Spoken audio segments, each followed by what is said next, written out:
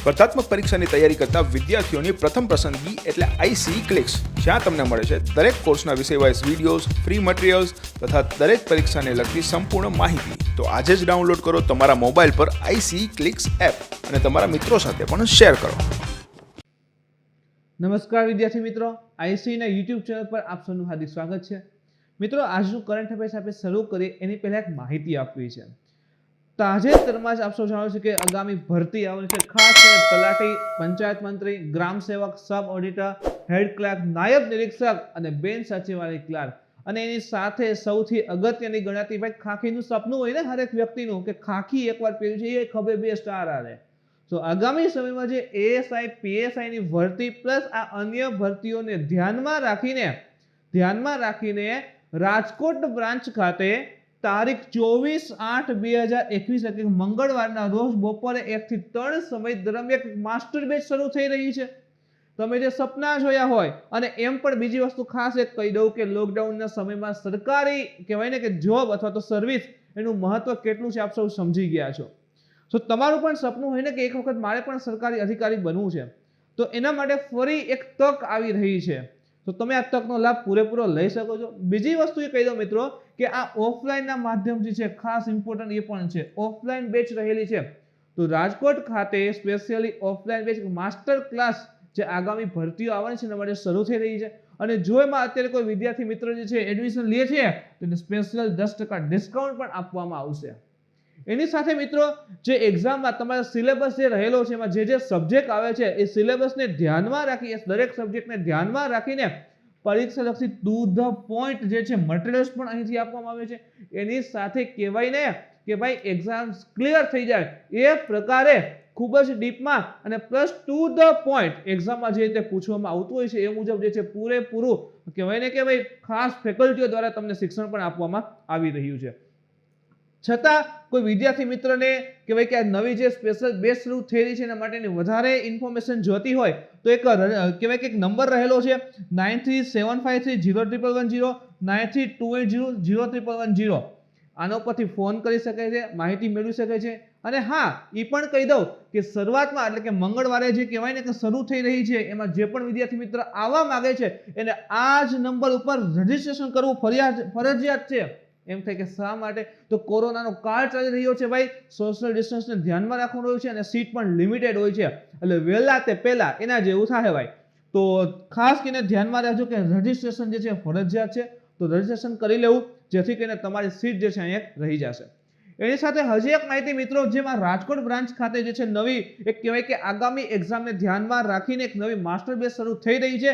એ જ રીતે મિત્રો જુનાગઢ ખાતે પણ, જેથી કરીને જુનાગઢ નજીકના વિદ્યાર્થી મિત્રો જે છે ત્યાં બેસીને જ તૈયારી કરી શકે, તો જુનાગઢ ખાતે પણ સ્પેશિયલી આગામી તમામ પરીક્ષાઓને ધ્યાનમાં રાખી અને ખાસ કરીને તો એએસઆઈ, પીએસઆઈ એટલે જ ઇમ્પોર્ટન્ટ, બરાબર. તો એના માટે પણ સ્પેશિયલ બેચ શરૂ થઈ ગઈ છે તારીખ 16/8/2021 થી. તો હજી ઘણા વિદ્યાર્થી મિત્રો જે છે એને કદાચ માહિતી ન પણ હોય તો કમ્પ્લીટ માહિતી મેળવી લ્યો. એટલે ખાસ કરીને કહું છું કે જે પણ જુનાગઢ નજીકના વિદ્યાર્થી છે ત્યાં રહીને જ સ્ટડી કરવા માંગે છે તો જુનાગઢ બ્રાન્ચ ખાતે ઓલરેડી બેચ શરૂ થઈ છે, હાર્ડલી 1 થી 2 દિવસ જ થયા છે. તો તમે આ બ્રાન્ચમાં જોઈન થઈ અથવા તો આ કોર્સમાં જોઈન થઈ અને તમારા સપના જે છે ને સાકાર કરી શકો છો. તો ફરી એકવાર સારામાં સારી તક લઈને સરકાર પણ આવી છે અને આઈસી પણ આવી રહી છે, તો એનો મેક્સિમમ તમે લાભ લઈ શકો છો. જે પણ વિદ્યાર્થી મિત્રો જુનાગઢ ખાતે બેચ કરવા ઈચ્છતા હોય તો એના માટેનો મિત્રો એક નંબર છે 7698501110 7698601110. તો આ નંબર પર રજીસ્ટ્રેશન કરવું અને પછી ત્યાં તમે જઈ શકો છો. અને અહીં પણ રાજકોટ ખાતે પણ રજીસ્ટ્રેશન કરવું ફરજિયાત રહેલું છે.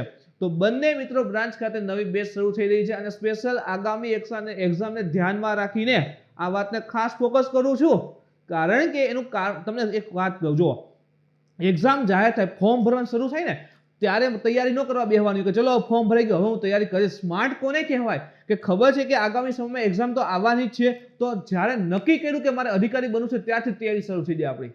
બરાબર. તો તમે નક્કી કરીને બેસા છો, તક લઈને આવે છે, તક મળી રહી છે, તો એનો મેક્સિમમ લાભ ઉઠાવો. એક્ઝામ આવશે, ક્લિયર કરીને પાસ થઈને અધિકારી બની જાઓ, બરાબર ને. તો મિત્રો શરૂ કરીએ આજનું કરંટ અફેર્સ. તો એના પ્રથમ મુદ્દો છે તાલિબાન કોણ છે. ઘણા વિદ્યાર્થી મિત્રો કોમેન્ટ કહેવાય કે મેસેજ ને કરીને કહેતા કે સર તાલિબાન કોણ છે ને એ જાણવું છે. તો આજે સ્પેશિયલ તાલિબાન કોણ છે, કારણ કે થોડું ઘણું કરંટમાં પણ છે, વ્યવસ્થિત એવું થોડું ઘણું તો ન કહી શકાય. સેકન્ડ છે ગતિ શક્તિ ઇન્ફ્રાસ્ટ્રક્ચરની સ્કીમની વાત કરશું. આઈપીસીસી નો છઠ્ઠો જે મૂલ્યાંકન અહેવાલ એટલે કે રિપોર્ટ છે એની વાત કરશું. અને ભારતીય ધ્વજ સંહિતા એટલે કે ફ્લેગ કોડ ઓફ ઇન્ડિયા એની પણ આજના આપણે લેક્ચરમાં વાત કરવાના છીએ. તો શરૂ કરીએ. First of all who are the Taliban, બરાબર, કોણ છે આ તાલિબાન? તો 15મી ઓગસ્ટ 2021 ના રોજ તાલિબાન નામનું એક કટ્ટરપંથી ઇસ્લામી દળ અમેરિકન સૈનિકોને પાછા ખેંચ્યા બાદ અફઘાનિસ્તાનના મોટા ભાગના ભાગ ઉપર, ખાસ કરીને તો કાબુલ જે કેપિટલ છે એનો પણ કબજો મેળવી લીધો અને કાબુલ જે છે એમાં કાબુલમાં પ્રવેશ કરી કાબુલ જે છે એના ઉપર કબજો મેળવી લીધો. એટલે કે અફઘાનિસ્તાનના મેક્સિમમ એરિયામાં અત્યારે તાલિબાન આવી ગયું છે.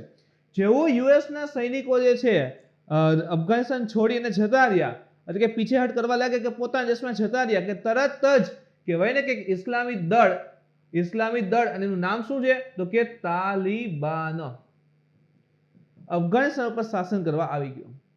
તાલિબાને 1996 થી લઈને 2001 સુધી અફઘાનિસ્તાન ઉપર શાસન કર્યું હતું, જ્યારે યુએસના સૈનિકોએ બળવો કરી નાખ્યો. 1996 થી 2001 સુધી શાસન કરેલું પણ હતું અફઘાનિસ્તાનમાં. પછી 2001 થી જે છે યુએસના સૈનિકો હસ્તક્ષેપ કરે છે, બળવો કરે છે અને એને કહેવાય ને કે શાસન ઉપરથી દૂર કરે છે. તાલિબાને ઓસામા બિન લાદેનને આશ્રય આપ્યો હતો. હવે યાદ આવે છે કે અમેરિકામાં એક બિલ્ડિંગ ઉડાડી દીધું હતું ઓસામા બિન લાદેન, બરાબર. તો આ તાલિબાને છે ને આ ઓસામા બિન લાદેનને આશ્રય આપ્યો હતો.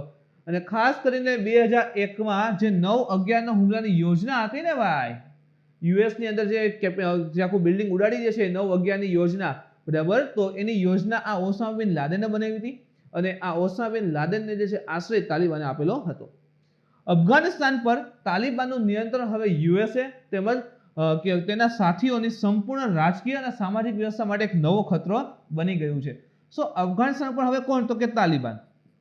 તો તાલિબાન અફઘાનિસ્તાન ઉપર આવી ગયા તો એને લઈ યુએસ અને એના મિત્ર રાષ્ટ્રો જે રહેલા છે, ઇવન આપણે ઇન્ડિયા પણ આવી જશે. તો એના માટે આ તાલિબાન જે છે એક ખતરો બની રહ્યું છે, કારણ કે અશરફ ગનીની ગવર્મેન્ટ હતી અફઘાનિસ્તાનમાં, એ જતી રહી અને આ તાલિબાન જે છે આવી ગયું છે. હવે તાલિબાનની માહિતી મેળવીએ તો દક્ષિણ અફઘાનિસ્તાનમાં તાલિબાન નામનું એક ઇસ્લામિક દળ સ્થાપવામાં આવ્યું હતું. મુલ્લા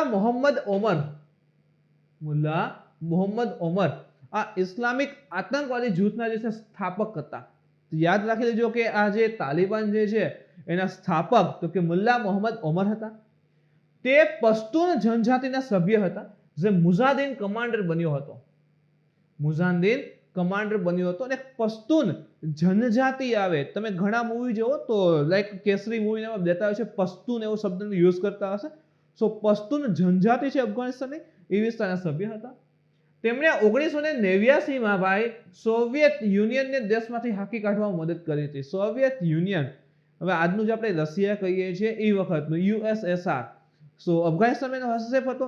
1989 સાલમાં અફઘાનિસ્તાનમાંથી સોવિયત યુનિયનને હાંકી કાઢવા માટે જે છે એને મદદ પણ ઇવન કરેલી હતી.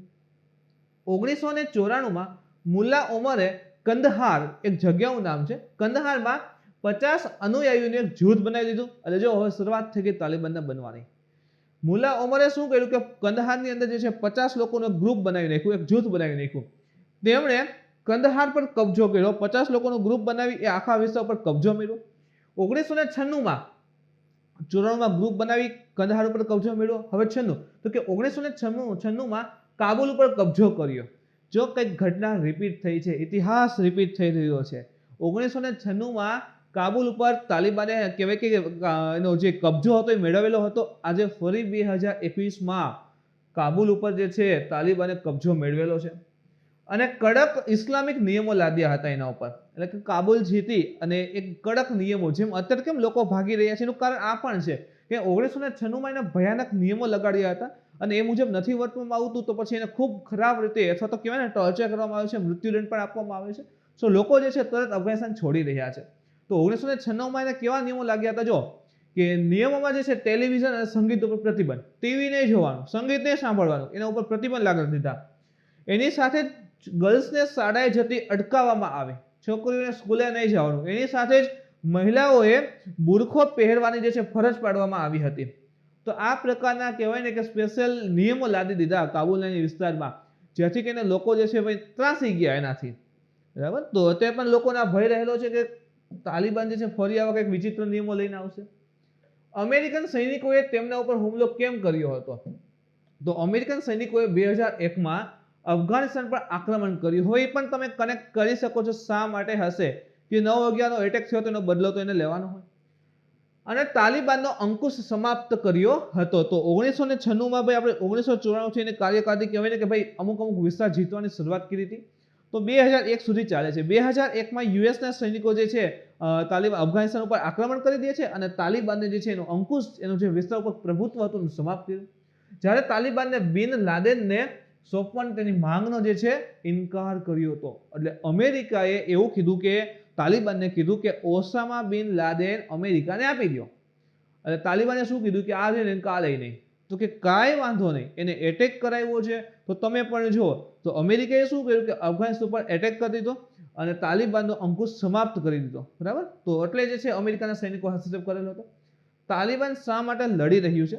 તો તાલિબાન કાબુલમાં અમેરિકા સમર્થિત સરકાર સામે લડી રહ્યું છે. જે અશરફ ગનીની ગવર્મેન્ટ હતી, સો અમેરિકા સમર્થિત સરકાર હતી, બરાબર, એની સામે લડી રહ્યું છે. તેઓ અફઘાનિસ્તાનમાં ઇસ્લામના તેમના કડક સંસ્કરણને ફરીથી રજૂ કરવા માંગે છે. એટલે તાલિબાનની ફરી એવી ઈચ્છા રહેલી છે કે એના જે ઇસ્લામના જે કડક સંસ્કરણ રહેલા છે, બરાબર, અલગ અલગ વર્ઝન એને ફરીથી જે છે રજૂ કરવી છે. ઓલા કેમ આપણે નિયમો જોવા એ ટાઈપના જે છે તાલિબાન માને છે કે એવા પાછા અમે નિયમો લઈ આવીએ. અફઘાનિસ્તાનમાં તાલિબાનના નેતા કોણ છે? તો કંદહારનો પશ્તુન માવલવી હેબતુલ્લા અખુંડઝાદા. યાદ રાખજો, માવલવી હેબતુલ્લા અખુંડઝાદા એ હાલમાં અફઘાનિસ્તાનમાં તાલિબાનનો નેતા છે. જો આનું નામ યાદ રાખવું જરૂરી છે. પોતાને એઝ અ પ્રેસિડેન્ટ તરીકે ડિક્લેર કરેલ હતા. સો અત્યારે કદાચ પૂછી પણ શકે ક્લાસની આગામી એક્ઝામમાં કે તાલિબાનના નેતા તો કે કંદહારના પશ્તુન માલવી હેબતુલ્લાહ અખુંડઝાદા જે છે એ નેતા રહેલા છે, કારણ કે પોતાને એઝ અ પ્રેસિડેન્ટ તરીકે જાહેર કરે છે એટલા માટે. તાલિબાનને ભંડોળ પૈસા ક્યાંથી મળે છે? આપણને એક એ પણ પ્રશ્ન થાય ને કે એની પાસે કેટલી બધી બંદૂક આતે આવે છે, જીપ આતે લઈને ફરતા હોય તો આટલો બધો પૈસો ક્યાંથી આવે છે? તો તાલિબાન જે છે ને એ અફઘાનિસ્તાનમાં ગેરકાયદેસર ડ્રગ્સ વેપારમાંથી પૈસા કમાય છે. ગેરકાયદેસર ડ્રગ્સનો વેપાર કરે છે અફઘાનિસ્તાનમાં, ત્યાંથી આસપાસના દેશોમાં બધે મોકલે પણ છે, ત્યાંથી પૈસા કમાય છે. ઇવન તેઓ અફઘાનિસ્તાનના વિસ્તારમાં અફીણ ઉત્પાદકો જે છે અને હેરોઇનના ઉત્પાદકો છે એની પાસેથી કર વસૂલ કરે છે. અફઘાનિસ્તાન તમે જોવો ને તો ભાઈ ખૂબ જ વધારે અફીણ અને આ હેરોઇનનું ઉત્પાદન કરે છે, એઝ અ ડ્રગ્સ રહેલા છે. સો એ જે ઉત્પાદન કરતા જે કહેવાય ને જે વિસ્તારમાં થાય છે એ વિસ્તારમાંથી ખૂબ વધારે કર લે છે. પછી આ જે ઉત્પાદન આવે છે અફીણ છે, હેરોઇન છે, બરાબર, એ ડ્રગ્સનો વેપાર પણ ખૂબ વધારે કરે છે અને કહેવાય ને કે એમાંથી જે છે પૈસા બહુ મેળવે છે અને પછી આ હથિયારને એવું ખરીદે છે. તેઓ વ્યવસાય પર પણ કહેવાય ને કે કર લાદે છે. એટલે કે એના વિસ્તારમાં જેટલા લોકો કામ ને બધું કરતા હોય, જે તે બિઝનેસ હોય તો એના ઉપર એક્સ્ટ્રા કર લગાડે છે અને ગેરકાયદેસર ખાણો ચલાવે છે. ગેરકાયદેસર ખાણ જે છે, ખાણ રહેલી છે, ખનીજ જે છે વેચીને પૈસા કામે છે. તદુપરાંત તેને પાકિસ્તાન અને અખાતના સમર્થકો પાસેથી પણ ભંડોળ મળે છે. તો પાકિસ્તાનના કેટલાક ગ્રુપ હોઈ શકે છે એ ભંડોળ આપે. આની સિવાય અખાત વાળો જે વિસ્તાર છે ને ભાઈ, પર્શિયન ગલ્ફ વાળો વિસ્તાર, તો એ વિસ્તારમાંથી પણ ઘણા દેશો દ્વારા એને સમર્થન અથવા તો કહેવાય ને કે ભાઈ પૈસા જે છે આપવામાં આવતા હોય છે, ભંડોળ એને પૂરું પાડવામાં આવે છે. તો ત્યાંથી એને ખૂબ વધારે પૈસા મળે છે અને હથિયારો ખરીદે છે અને એને તેના જ દેશમાં યુઝ કરે છે પોતાની સરકાર સ્થાપવા માટે. સેકન્ડ ટોપિક છે તો ગતિ શક્તિ ઇન્ફ્રાસ્ટ્રક્ચર સ્કીમ. સ્વતંત્રતાના ભાઈ દિવસની પૂર્વ સંધ્યાએ એટલે કે 14મી ઓગસ્ટે ભાઈ વડાપ્રધાન નરેન્દ્ર મોદીએ ગતિ શક્તિ ઇન્ફ્રાસ્ટ્રક્ચર સ્કીમની જાહેરાત કરી છે. તો આ ગતિ શક્તિ ઇન્ફ્રાસ્ટ્રક્ચર સ્કીમ એટલે કે માસ્ટર પ્લાન જે છે જાહેર કર્યો છે. શું રહેલો છે, શેના માટેનો છે એની વાત કરીએ તો યોજનાના મુખ્ય મુદ્દાઓ. ગતિ શક્તિ આપણા દેશ માટે એક નેશનલ ઇન્ફ્રાસ્ટ્રક્ચર માસ્ટર પ્લાન હશે. તો શેના ઉપર ફોકસ છે? ઇન્ફ્રાસ્ટ્રક્ચર ઉપર ફોકસ છે. તો નેશનલ ઇન્ફ્રાસ્ટ્રક્ચર માસ્ટર પ્લાન હશે જે દેશમાં એકંદરે માળખાગત સુવિધાઓનો જે છે પાયો નાખશે. હવે દેશની અંતર્ગત ઇન્ફ્રાસ્ટ્રક્ચર ડેવલપમેન્ટની કરશે તો ડેવલપમેન્ટ માટે રોજગારી પણ મળશે. ડેવલપમેન્ટ કે એમને તો નથી થવાનું, એના માટે ભાઈ લોકો કાર્ય કરશે, લોકોને રોજગારી મળશે, ડેવલપમેન્ટ થઈ જશે, પછી પણ એ વસ્તુમાં લોકો કાર્ય કરશે તો લાંબા ગાળે લાંબા સમય સુધી રોજગારી પ્રાપ્ત થશે. તો નેશનલ ઇન્ફ્રાસ્ટ્રક્ચર માસ્ટર પ્લાન લઈ આવવાની વાત છે અને એનાથી જે છે દેશનું એકંદરે માળખાગત સુવિધાઓ જે છે ને એમાં શું થશે, એમાં વધારો થશે અને નવો પાયો પણ નખાશે. 100 લાખ કરોડથી વધુ કિંમતની આ યોજના લાખો યુવાનોને રોજગારીની નવી તક આપશે. વિચાર કરો, 100 લાખ કરોડ થી વધુની કિંમતની આ યોજના રહેલી છે, એટલે ઇમ્પોર્ટન્ટ છે કરંટ માટે, બરાબર. અને યુવાનોને નવી રોજગારીની નવી તક પણ આપવાની છે. આ યોજના સ્થાનિક ઉત્પાદનોની વૈશ્વિક પ્રોફાઇલ ઉપર લાવવા માટે મદદ કરશે. એટલે કે કેમ અત્યારે આપણે હોય કે આપણા વિસ્તારમાં જાણતા હોય કે આ ભાઈ પ્રખ્યાત છે, એનો બિઝનેસ આ પ્રખ્યાત છે, બરાબર, અથવા તો વોટેવર આ મેન્યુફેક્ચરિંગ ઇન્ડસ્ટ્રી આ વિષય માટે ખૂબ જ પ્રખ્યાત રહેલી છે. તો જે પણ સ્થાનિક ઉત્પાદક રહેલા છે એને વૈશ્વિક પ્રોફાઇલ ઉપર લાવવા માટે, વિશ્વ લેવલે લાવવા માટે આ યોજના ખાસ એવી મદદરૂપ થશે અને એની સ્પર્ધા જે છે વિશ્વભરમાં સમકક્ષો સાથે થશે. સિમ્પલ વિચારો કે કોઈ એક ફેક્ટરી હોય, એના એક વિસ્તાર પૂરતી સીમિત છે પણ ખૂબ સારું ઉત્પાદન આપે છે, ક્વોલિટી પણ બહુ સારી રહેલી છે. હવે એને કહેવાય ને કે એને લાભ આપવામાં આવે છે કે એને મોટું એક્સપાન્ડ કરે, મોટું વસ્તુ આખો બિઝનેસ એનો ફેલાવે છે. તો એક તો એનો બિઝનેસ ક્યાં આવે છે, ઉપર આવે છે. બિઝનેસ ઉપર હશે, નવી રોજગારી ક્રિએટ થશે, પ્લસ ક્વોલિટીમાં બધે આગળ છે. તો વિશ્વની અન્ય એના જેવી જે એની સંસ્થા, વિશ્વની અન્ય સંસ્થાઓ હશે એની સાથે એ પોઝિટિવલી કોમ્પિટિશન પણ કરી શકે છે, બરાબર. તો એ પણ આનો ફાયદો રહેશે. ગતિશક્તિ યોજના ભવિષ્યમાં નવા આર્થિક ક્ષેત્રની સંભાવનાઓને પણ જન્મ આપે છે. એનું કારણ જો કે નવું ઇન્ફ્રાસ્ટ્રક્ચર આખું ડેવલપમેન્ટની વાત કરીએ છીએ. સો ડેવલપમેન્ટ આખું આ ઇન્ફ્રાસ્ટ્રક્ચર ડેવલપમેન્ટ થશે તો ત્યાંથી કંઈક ને કંઈક ભાઈ આર્થિક એટલે કે પૈસા સાથે જોડાશે કે નહીં, તો ડેવલપમેન્ટ કરશે તો ક્યાંકથી પૈસા પણ આવશે. સો આર્થિક ક્ષેત્રની સંભાવનાને પણ જન્મ આપે છે. આ પ્રકારની એક યોજના જેને આપણે નેશનલ ઇન્ફ્રાસ્ટ્રક્ચર પાઇપલાઇન કહીએ છીએ, NIP, બરાબર છે, એ કીધેલી છે. એની જાહેરાત અગાઉ એક વાર થઈ પણ ચૂકેલી છે.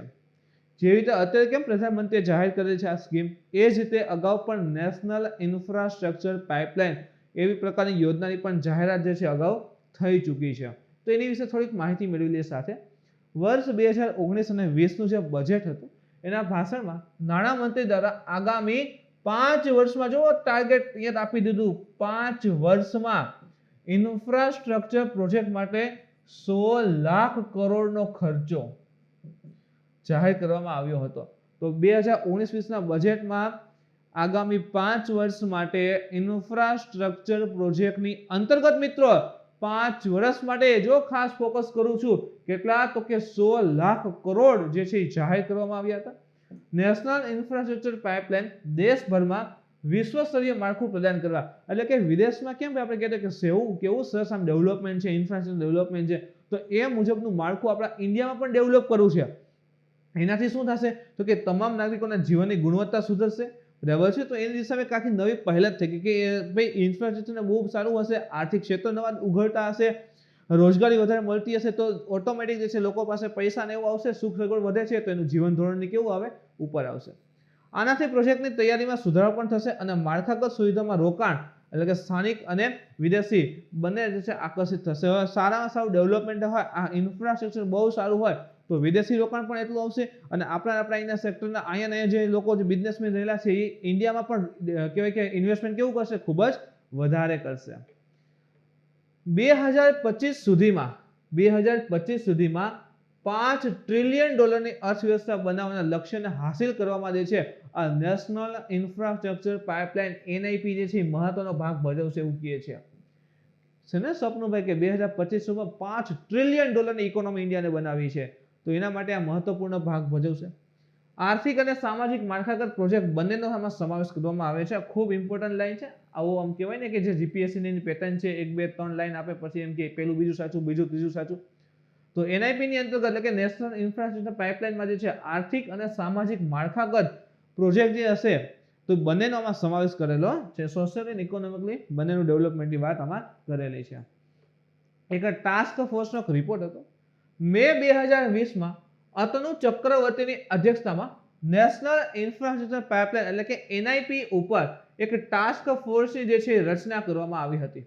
તો જે NIP ની યોજના આપણે કીધી ને કે 2019-20ના બજેટમાંની વાત કરેલી છે, તો એના ઉપર જે છે એક ટાસ્ક ફોર્સની રચના પણ થઈ છે. કોની અધ્યક્ષતામાં? તો કે અતનુ ચક્રવર્તીની અધ્યક્ષતાની અંતર્ગત એક ટાસ્ક ફોર્સની રચના કરી. હાઈ લેવલ કાર્યને બળે નાણાકીય વર્ષ 2022-25 દરમિયાન 111 લાખ કરોડ 111 લાખ કરોડ નેશનલ લાખ કરોડ રૂપિયાનો અંદાજિત ઇન્ફ્રાસ્ટ્રક્ચર રોકાણ સાથે જે એનઆઈપી છે એનો અંતિમ અહેવાલ જે છે રજૂ કરેલો હતો. તો સ્પેશિયલી એનઆઈપી ઉપર એક સ્પેશિયલ ટાસ્ક ફોર્સની રચના કરે છે અને એ કાર્ય શું કરે છે તો 2020-25 દરમિયાન 111 લાખ કરોડ રૂપિયા ઇન્ફ્રાસ્ટ્રક્ચરમાં કયા કયા લેવલ સુધી અથવા તો કઈ કઈ સેક્ટરમાં જે છે રોકવા જોઈએ એનો અંતિમ જે છે રિપોર્ટ જે છે રજૂ કરેલો છે. તો 111 લાખ કરોડનો અંદાજિત ઇન્ફ્રાસ્ટ્રક્ચર પ્રોજેક્ટ ઇમ્પ્લિમેન્ટ થશે.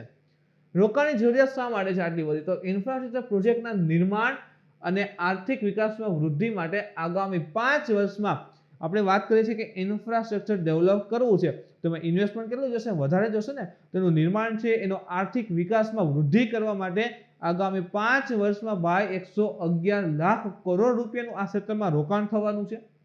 કુલ પ્રોજેક્ટમાં કયા કયા સેક્ટર? તો જો ઉર્જા, રસ્તા, રેલવે, શહેરી વિસ્તારોની યોજનાઓ સૌથી વધુ છે. ઉર્જા. ઇવન તમને યાદ હશે 2047 એટલે કે આઝાદીના 100 વર્ષ પૂરા થશે, ઇન્ડિયા જે છે એનર્જીમાં ઇન્ડિપેન્ડન્સ બનવાની વાત હતી. તો જો ઉર્જા ક્ષેત્રે ઇન્વેસ્ટમેન્ટ વધતું જશે, રસ્તા ડેવલપ છે, રેલવે છે, શહેરી વિસ્તારોની યોજનાઓ રહેલી છે, એ સૌથી વધુ પ્રોજેક્ટમાં રોકાયેલી છે, જેમાં કુલ રકમના 70% ખર્ચનો અંદાજ છે. તો આ 4-5 સેક્ટરમાં આખી 111 લાખ કરોડના 70% આ સેક્ટરમાં વધારે રોકાશે. આ પ્રોજેક્ટમાં કેન્દ્ર જે છે એ 39%, અને જો ભારત સરકાર 39%, રાજ્ય 40% છે, અને જે ખાનગી ક્ષેત્ર જે છે એનો ભાગ કેટલો હશે? 21% રહેશે. તો આમાં પ્રશ્ન એ કે માત્ર ને માત્ર સરકારી, તો કે ના, કેન્દ્ર સરકાર છે, રાજ્ય સરકાર છે અને ખાનગી પણ રહે છે, પણ વધારે ભાગ કોનો? તો કે રાજ્યનો 40%, એના પછી કેન્દ્રનો 39% અને સૌથી ઓછો જે છે ખાનગી ક્ષેત્રનો છે 21% હિસ્સો આમાં રહેલો છે. એના પછી આપણે ત્રીજો પ્રોજેક્ટ જોઈએ મિત્રો, આઈપીસીસી નો 6થો મૂલ્યાંકન અહેવાલ. તાજેતરમાં જળવાયુ પરિવર્તન અને આંતર સરકારી પેનલ એટલે કે inter governance panel on climate change, જેને આપણે આઈપીસીસી કહીએ છીએ, inter governmental panel on climate change, તેને એક climate change 2021 the physical science એક કહેવાય ને શીર્ષક ધરાવતો એક 6થો 6th એસેસમેન્ટ રિપોર્ટ એટલે કે AR6 6થા નંબરે કહેવાય ને કે મૂલ્યાંકન રિપોર્ટ જાહેર કરેલો છે. કોને? તો કે આઈપીસીસી એ. શું નામ છે એનું? તો કે climate change 2021 the physical science. આ નામના આ શીર્ષક હેઠળ એક 6થો એસેસમેન્ટ અથવા તો કહેવાય ને કે મૂલ્યાંકન રિપોર્ટ જાહેર કર્યો છે. આ અહેવાલ તૈયાર કરવામાં અનેક ભારતીય વૈજ્ઞાનિકોએ જે છે ભાગ લીધેલો છે. બરાબર, તો ઇમ્પોર્ટન્ટ સાબિત થઈ છે. હવે આ અહેવાલ અથવા તો રિપોર્ટ છે શું? તો જે ક્લાઇમેટ ચેન્જ એટલે કે જળવાયુ પરિવર્તન ઉપર સંયુક્ત રાષ્ટ્રોની આંતર સરકારી પેનલ, જેને આપણે આઈપીસીસી કહીએ છીએ, એનો 6થો એક રિપોર્ટ જે છે એ જળવાયુ પરિવર્તન સાથે સંબંધિત વૈજ્ઞાનિક, ટેકનોલોજી, સામાજિક આર્થિક માહિતીનું મૂલ્યાંકન કરવાના ઉદ્દેશથી આ અહેવાલ જે છે એની શ્રેણીમાં 6થો અહેવાલ છે, 6થો રિપોર્ટ છે. કયા કયા ક્ષેત્રે? તો કે જળવાયુ પરિવર્તન સાથે જે પણ વૈજ્ઞાનિકો જોડાયેલા છે, તેની સાથે જે પણ ટેકનોલોજી છે, સામાજિક આર્થિક માહિતી છે, તે બધાનું મૂલ્યાંકન કરવા માટે કે આ વૈજ્ઞાનિકો એ દિશામાં કેવા રિસર્ચ કરે છે, કઈ નવી ટેકનોલોજી આવે છે કે અથવા કઈ ટેકનોલોજીના લીધે મોટા પાયે નુકસાન થઈ રહ્યું છે, આ બધી વસ્તુ ઉપર ચર્ચા વિચારણા માટે એનું મૂલ્યાંકન કરવા માટે કેટલા અંશે યોગ્ય છે કે નહીં, એ બધાને ધ્યાનમાં રાખી અને 6થો રિપોર્ટ જે છે આઈપીસીસી એ જાહેર કરેલો છે. આ અહેવાલમાં ભૂતકાળ, વર્તમાન અને ભાવિ આબોહવાનું નિરીક્ષણ કરીને, એટલે કે ભૂતકાળમાં કેવી આબોહવા હતી, હાલમાં કેવી થઈ ગઈ છે અને ભવિષ્યમાં ધ્યાન ન રાખે તો કેવી થશે, અથવા તો અમુક ટાર્ગેટ પૂરા કરીએ બરાબર આબોહવાને સ્વચ્છ કરવા માટે, તો એ કેવી ભવિષ્યમાં હોઈ શકે છે આબોહવા. તો ભૂતકાળ, વર્તમાન અને ભવિષ્ય ત્રણેય પ્રકારની એટલે કે ત્રણેય ક્ષેત્રમાં આબોહવાનું નિરીક્ષણ કરીને આ આબોહવા પરિવર્તન ભૌતિક શાસ્ત્રનું મૂલ્યાંકન કરવામાં આવી રહ્યું છે. તો આબોહવા પરિવર્તનનું મૂલ્યાંકન થઈ રહ્યું છે. આ અહેવાલમાં માનવ નિર્મિત ઉત્સર્જનને કારણે આપણા ગ્રહમાં થનાર ફેરફારો અને આપણા સામૂહિક ભવિષ્ય માટે તેની અસરોને સમજાવેલ છે. જો કહેવાય ને કે પરિવર્તન એ સંસારનો નિયમ જેવા સાચી છે. હવે આપણે કહેતા હોય કે ગ્રીન હાઉસ ગેસીસ ખાલી મનુષ્ય ઉત્સર્જન કરે, ના એવું નથી. જેમ કે ક્યાંક જ્વાળામુખીને એવું બ્લાસ્ટ નીકળતા હોય છે, બરાબર, લાવાને એવું થાય, તો એમાંથી પણ જે છે મોટા પાયે ગેસીસ ને બધું રિલીઝ થાય છે, પણ એ કુદરત કરે છે, આપણા હાથમાં હોતું નથી. સો એ જ રીતે સૌથી વધારે ફાળો હોય ને તો એ મનુષ્યનો છે. તો માનવ નિર્મિત ઉત્સર્જન જે રહેલું છે એને કારણે ગ્રહમાં થનારા ફેરફારો અને આપણા સામૂહિક ભવિષ્ય પર એની શું અસર છે એ વસ્તુ પણ આમાં સમાવેશ કરે છે આ રિપોર્ટની અંતર્ગત. મુખ્ય મુદ્દા જોઈએ તો હવામાન અને આબોહવા સંબંધિત ઘટનાઓ, જેમ કે આબોહવા પરિવર્તનને લીધે હવામાન અને આબોહવા સંબંધિત ઘટનાઓ જેવી કે અતિશય ગરમી ઉનાળામાં, એમાં જો ઇવન અત્યારે પણ આ ચોમાસું ચાલે છે, અહેસાસ પણ નથી થતો ચોમાસું છે, એટલી ભયાનક ગરમી છે, વરસાદનું નામ નિશાન નથી, અતિશય ગરમી છે, ભારે વરસાદ. જો આપણે તો વરસાદ જ નથી, ગુજરાતમાં ખૂબ જ ઓછો વરસાદ છે, એની સામે ઉત્તરાખંડની અહીંયા ખૂબ વધારે વરસાદ આવી ગયો, મધ્યપ્રદેશમાં ખૂબ વધારે વરસાદ આવી ગયો. તો ક્યાંક ભારે વરસાદ છે તો ક્યાંક સાવ ઓછો વરસાદ છે. આગની સ્થિતિ પણ જોવા મળી હતી. દુષ્કાળ જે છે વધુ ગંભીર અને નિયમિત બની રહ્યા છે, જેમ કે જો વરસાદ આ વખતે સાવ ઓછો છે આપણે સૌરાષ્ટ્રમાં એમાં, તો દુષ્કાળ ગંભીર થઈ રહ્યા છે, નિયમિત બની રહ્યા છે, એટલે કે વારંવાર આવી ઘટનાઓ પણ થઈ રહી છે. તો આ બધું શું છે તો કે હવામાનમાં જે આબોહવા પરિવર્તન આવે છે એની કંઈક ને કંઈક અસરો છે. રિપોર્ટ અનુસાર આપણે પહેલેથી જ 1.5 અંશ સેલ્સિયસ વૈશ્વિક ગરમીની નજીક છીએ, એટલે કે ગ્લોબલ વોર્મિંગ ઓલરેડી કેટલું જણાઈ રહ્યું છે 1.5 અંશ સેલ્સિયસ, એની એકદમ નજીક તો છીએ, બરાબર, કે એટલું બધું વધવું ના જોઈએ, છતાં 1.5 તો પહોંચવા આવ્યા છીએ. અને દરરોજ ઉત્સર્જન થવાની સાથે આબોહવા પરિવર્તનની સૌથી ખતરનાક અસરોને ટાળવાની આપણે કહેવાય કે સંભાવનાને ઓછરી રહ્યા પણ છીએ. દરેક green house gas like CO2 છે, H2O છે, એટલે કે પાણીની જે બાષ્પ આવે ને G4 ગેસીસ, બરાબર, એ પણ એક પ્રકારનો ગ્રીન હાઉસ છે, અને ખાસ ધ્યાનમાં રાખજો પાણીની વરાળ સ્ટીમ આપણે બાષ્પ કહીએ છીએ એ પણ ગ્રીન હાઉસમાં આવે. તો દરેક ગ્રીન હાઉસ ગેસના ઉત્સર્જનના તમામ દ્રશ્યમાં કાર્બન ડાયોક્સાઇડ ગ્લોબલ વોર્મિંગનું મુખ્ય કારણ છે અને રહેશે. એટલે જેટલો કાર્બન ડાયોક્સાઇડ ઓછો હશે એટલો ફાયદો હશે, બરાબર. અહેવાલમાં એટલે કે રિપોર્ટમાં કહેવામાં આવ્યું છે કે જો ગ્રીનહાઉસ ગેસનું ઉત્સર્જન 2030 સુધીમાં અડધું અને 2050 સુધીમાં શૂન્ય થઈ જશે તો ગ્લોબલ વોર્મિંગ જે છે એ અટકાવી શકાય છે. તો 2030 સુધીમાં, એટલે કે આ દશકો પૂરો થશે, 2021 એટલે નવો દશકો શરૂ થયો, તો આ દશકાના અંત સુધીમાં ગ્રીનહાઉસ ગેસના ઉત્સર્જનમાં કેટલો ઘટાડો તો કે 50% ઘટાડો, અને 2050 સુધીમાં ગ્રીનહાઉસ ગેસીસ ઉત્સર્જનમાં જે છે શૂન્ય થવું જોઈએ. તો જો આવું કરી દેશે તો ગ્લોબલ વોર્મિંગ આખા વિશ્વના તાપમાનમાં વધારો થાય છે અને કંટ્રોલમાં લાવી શકે. આ સાથે જ IPCC એનો રિપોર્ટમાં ભારતના આ દ્રષ્ટિકોણની પુષ્ટિ કરે છે કે આજે વિશ્વ જે આબોહવા સંકટનો સામનો કરી રહ્યું છે એના સ્ત્રોત ઐતિહાસિક રીતે વધતું ઉત્સર્જન રહેલું છે.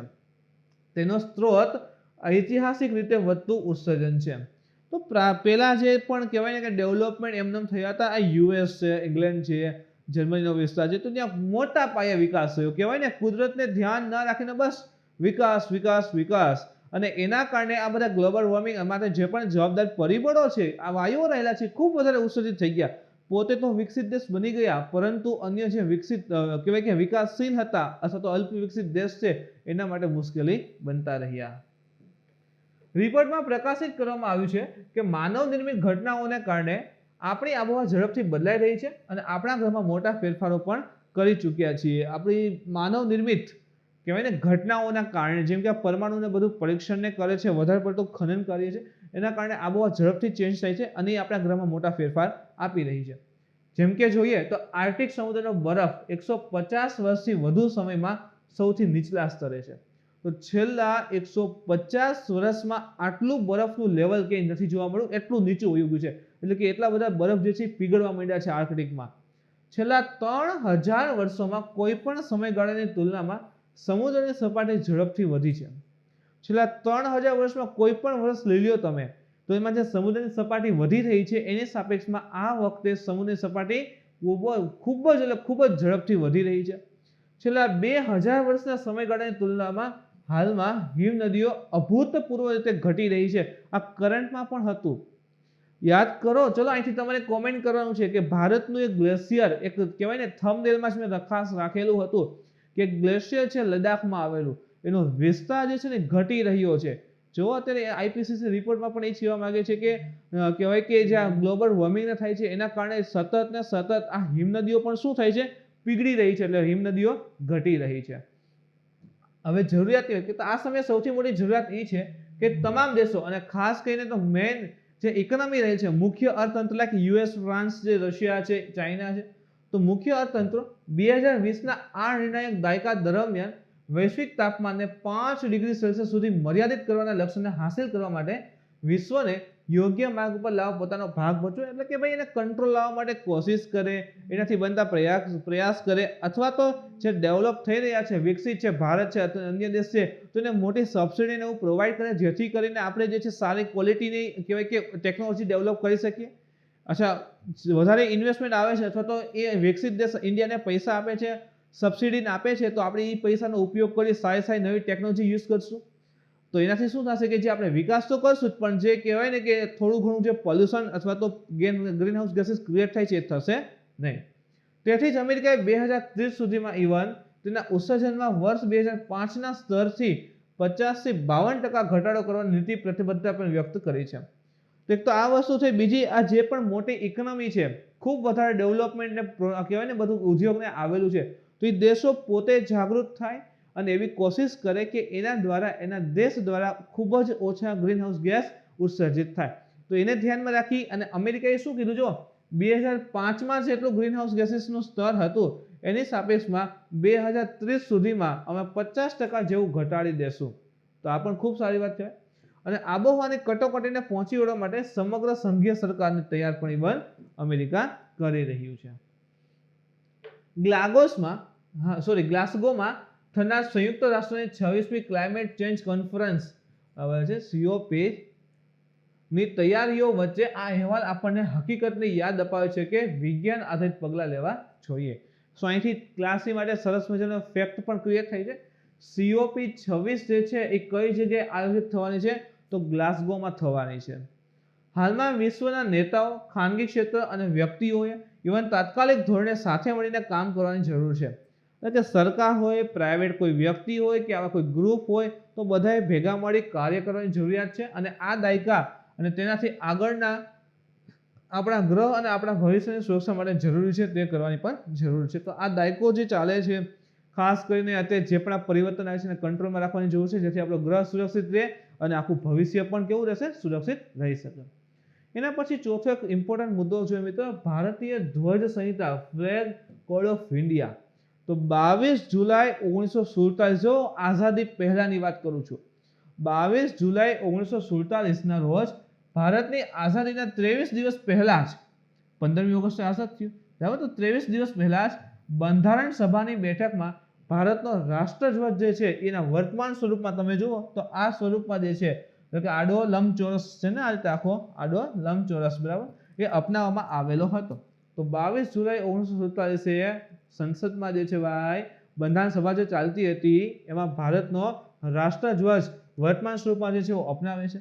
અને 15મી ઓગસ્ટ 1947ના રોજ તે ભારતીય સ્વતંત્ર વસાહત કે ડોમિનિયન ઓફ ઇન્ડિયા એનો સત્તાવાર રાષ્ટ્રધ્વજ પણ બની જાય છે. તો 15મી ઓગસ્ટે એ સત્તાવાર કહેવાય ને કે ફ્રી ઇન્ડિયા, આઝાદ ઇન્ડિયાનો રાષ્ટ્રધ્વજ બને છે. હવે રાષ્ટ્રધ્વજના વિકાસ ઉપર એક નજર કરીએ તો વર્તમાનમાં જે રાષ્ટ્રધ્વજ છે એ ભારતીય રાષ્ટ્રીય કોંગ્રેસ, ઇન્ડિયન નેશનલ કોંગ્રેસ સ્વરાજ ધ્વજ પર આધારિત છે. તો એનો જે ધ્વજ હતો, નામ હતું સ્વરાજ ધ્વજ, એના ઉપર આધારિત છે, જેને પિંગલા વેંકૈયા દ્વારા જે છે કલ્પના કરવામાં આવી હતી. આ ભાઈ પણ કરંટમાં હતા, એની પર આપણે વાત કરેલી હતી. તો સ્વરાજ ધ્વજ ઉપરથી જે છે આજનો રાષ્ટ્રધ્વજ ડેવલપ થયેલ છે. ધ્વજમાં અનેક ફેરફારો બાદ 1931માં કરાચીમાં યોજાયેલી જે કોંગ્રેસની સમિતિ બેઠક હતી એમાં તિરંગાને આપણા રાષ્ટ્ર તરીકે અપનાવવામાં આવ્યો હતો. તો તિરંગો જે કહેવાય છે એને રાષ્ટ્રધ્વજ તરીકે અપનાવ્યો ક્યારે, આઝાદી પહેલાની વાત કરીએ તો 1931માં જે કરાચીમાં યોજાયેલી કોંગ્રેસની સમિતિની બેઠક હતી ત્યાં સ્વીકારેલ છે.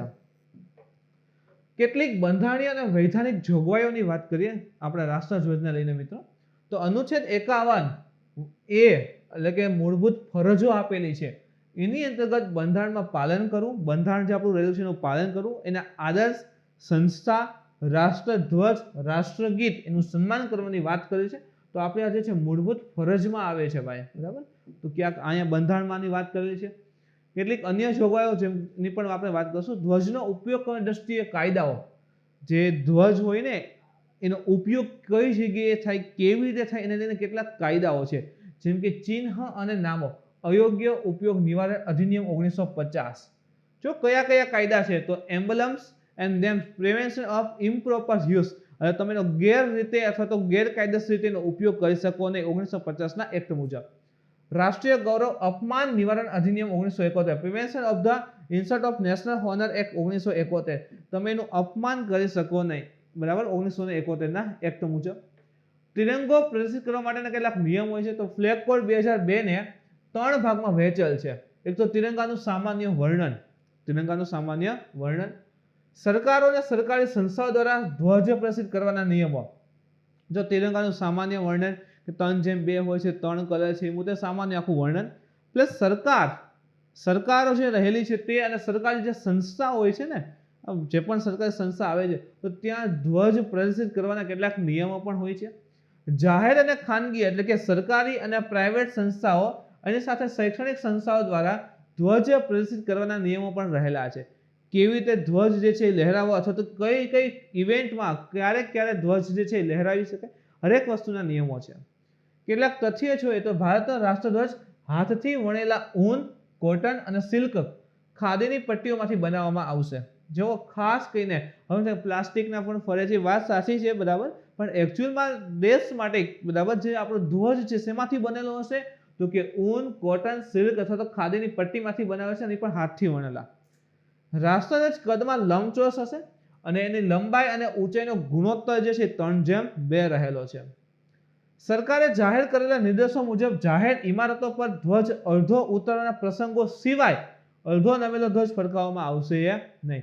તો જ્યારે સરકાર એવું જાહેર કરે કે આજે ધ્વજને ઝુકાવવામાં આવશે, બરાબર, કોઈ એવી ઘટના ઘટે છે દેશ માટે, જેમ કે કોઈ ભાઈ શહીદ થાય છે, મોટું નામ હોય ને શહીદને એવું થાય તો એ વખતે દેશ જે છે ને શહીદી યાદ રહે, બરાબર, અને દેશ માટે કુરબાન થયેલો તો એ વખતે જે છે ધ્વજને નમાવવામાં એમાં આવતો હોય છે. તો જાહેર ઇમારતો જે રહેલી છે એના ઉપર અડધો ધ્વજ ઉતારના પ્રસંગો સિવાય અડધો નમેલો ધ્વજ ફરકાવવામાં આવશે નહીં. સરકાર કહેશે કે આજે આ રીતના છે તો ઠીક છે, અધરવાઇઝ ક્યારે તમે નમાવેલો ધ્વજ જે છે ફરકાવી શકો નહીં. નોંધપાત્ર તથ્યમાં કેટલાક બીજા છે તો રાજ્ય દ્વારા કરવામાં આવતા અંતિમ સંસ્કાર અથવા તો સશસ્ત્ર દળો અથવા અન્ય અર્ધ લશ્કર દળોના અંતિમ સંસ્કાર સિવાય ખાનગી અંતિમ સંસ્કાર સહિત કોઈ પણ સ્વરૂપે ધ્વજનો ઉપયોગ કરવામાં આવશે નહીં. ભાઈ જે પણ સશસ્ત્ર દળ છે, અર્ધ લશ્કરી દળ છે, તો એ જ્યારે શહીદ થાય છે ને ભાઈ, વીર સપૂતો શહીદ થાય છે તો એ વખતે જે છે ધ્વજનો ઉપયોગ કરવામાં આવે છે. એનું બોડી જે છે ધ્વજમાં કહેવાય ને કે આખું કહેવાય કે ગોળ ફેરવી અથવા તો આખું બોડી જે છે ધ્વજ સાથે એનું મોકલવામાં આવતું હોય છે ઘરે. તો આના સિવાય ખાનગી ક્ષેત્રે ક્યાંય એનો ઉપયોગ કરવામાં આવતો નથી, બરાબર. તો ભાઈ દેશ માટે શહીદ થાય છે તો કહેવાય ને એક પ્રકારની સલ્યુટ કહેવાય, તો એના માટે ધ્વજ ઉપયોગ થઈ શકે, બાકી થાય નહીં. ધ્વજનો ઉપયોગ કોઈ પણ પ્રકારના ડ્રેસ અથવા તો યુનિફોર્મના ભાગરૂપે કરવામાં આવશે નહીં, અથવા તો કોઈ ઓશિકા છે, રૂમાલ છે, નેપકિન અથવા તો કોઈ ડ્રેસ મટીરિયલ ઉપર છાપવામાં આવશે નહીં. ઇવન ભરતકામમાં પણ એના ઉપર કરવામાં આવશે નહીં. તો આ બધાની મનાઈ રહેલી છે. ડોક્ટર સર્વપલ્લી રાધાકૃષ્ણન દ્વારા રાષ્ટ્રીય ધ્વજનું મહત્વ નીચે રીતે સમજાવવામાં આવ્યું છે. જેમ કે જો અશોક ચક્ર એ ધર્મના વિધાનનું ચક્ર છે અને ચક્ર દર્શાવે છે કે ભાઈ ગતિમાં જીવન અને સ્થિરતામાં મૃત્યુ છે. એટલે ફરતું રહેશે તો જીવન છે, અને ફરતું ઊભું રહે સ્થિર થઈ જાય તો મૃત્યુ છે. એટલે કે ધ્વજમાં વચ્ચે ચક્ર છે. ચક્ર શું હોય કે ફરે એટલે મતલબ જીવન છે, બરાબર. તો એવું પણ દર્શાવે છે. કેસરી રંગ જે રહેલો છે એ અનાસક્તિનો ત્યાગ સૂચવે છે. ધ્વજના કેન્દ્રમાં એક સફેદ પટ્ટી છે ને, આખો સફેદ પટ્ટો, એ પ્રકાશ અને આપણા વર્તનને માર્ગદર્શન આપવા માટે સત્યના માર્ગનું પ્રતિનિધિત્વ કરે છે. શાંતિ, સત્ય, બરાબર છે, એ વસ્તુના પ્રતિનિધિત્વ વચ્ચે જે વ્હાઇટ પટ્ટો છે એ કરે છે. અને લીલો રંગ જે છે એ અહીંની માટી અને વનસ્પતિ સાથેના આપણા જે સંબંધ જે છે એનું પ્રતિનિધિત્વ કરે છે. કુદરત અને મનુષ્ય, બરાબર, જમીન, આ બધા સાથે એકબીજાના જે સંબંધો રહેલા છે એનું પ્રતિનિધિત્વ કરે છે. અને અન્ય તમામ જીવન પણ જે આધાર પણ એના ઉપર રહેલો છે. તો મિત્રો આ હતું આજનું કરંટ અફેર્સ. આજના લેક્ચરમાં તમને કઈ ડાઉટ ક્વેરી હોય તો કોમેન્ટ કરી જણાવી શકો છો. મિત્રો આજનો વિડીયો ગમે તો લાઈક કરો, શેર કરો, તમારા મિત્રો સુધી પહોંચાડવાની કોશિશ કરો. કાલે ફરી મળીશું નવા ટોપિક સાથે. જય હિન્દ.